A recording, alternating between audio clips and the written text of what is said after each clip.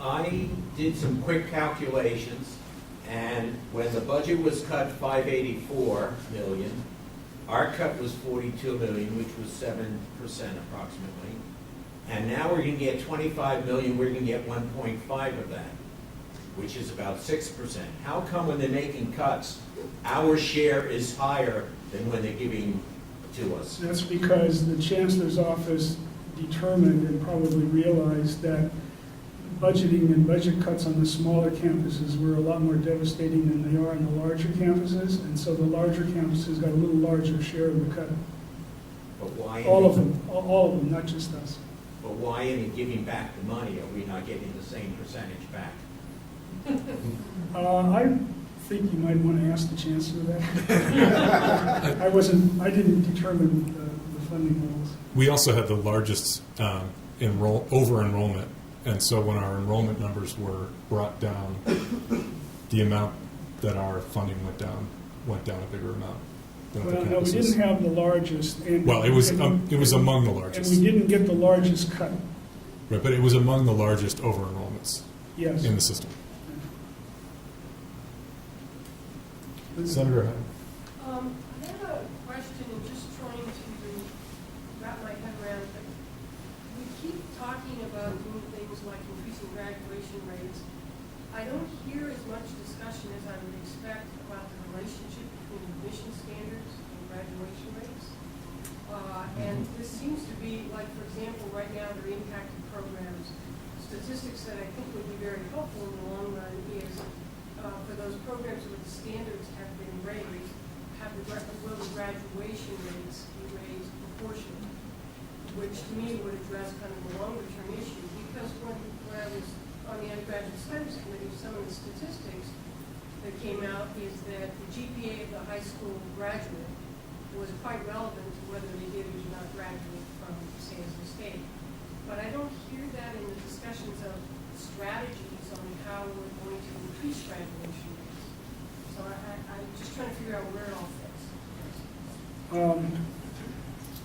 Well, we haven't had any open discussions about how we're going to increase graduation rates. I think most of the provosts that I've talked to and the AVPs in academic affairs and the deans too, I think, would agree or are in agreement that what we really need to do initially, what we're going to focus on is improvement in advisement, especially advisement at the lower division, but all across the board.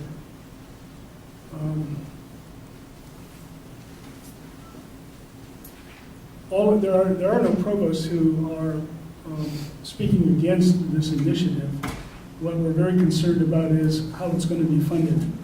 Another unfunded mandate from the system, which troubles me to no end, because if we are even considering reducing workforce in the university, and then we have to hire people to do advisement and so forth, that doesn't quite make sense. However, there was a hint at the provost meeting on Thursday that the system is considering some type of funding for this initiative, which would be greatly needed.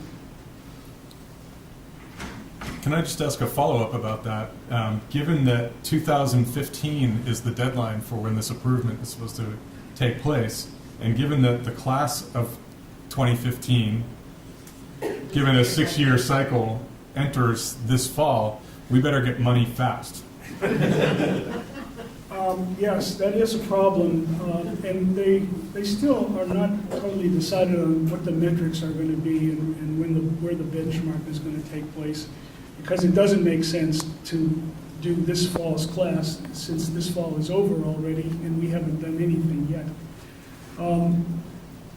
You can argue that this is going to be a self-fulfilling mandate. In other words, if we remain impacted for the next 6 years, we'll probably, if we do nothing else but be impacted and manage that accordingly, we'll probably see a significant rise in graduation rates. If you look at the two campuses that have been impacted for a number of years, SLO and San Diego State, their graduation rates are way above ours and anybody else in the system.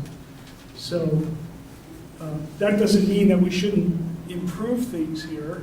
And I think if we have to improve 9%, that's not a goal that we would try to reach and plateau. We want to still keep going and make changes around here that would lead to continuous improvement in graduation rate, which we could, if we topped out at 70 or 80%, we'd be really doing well. Any other questions for Senator Selter? Great, thank you very much. Thank you.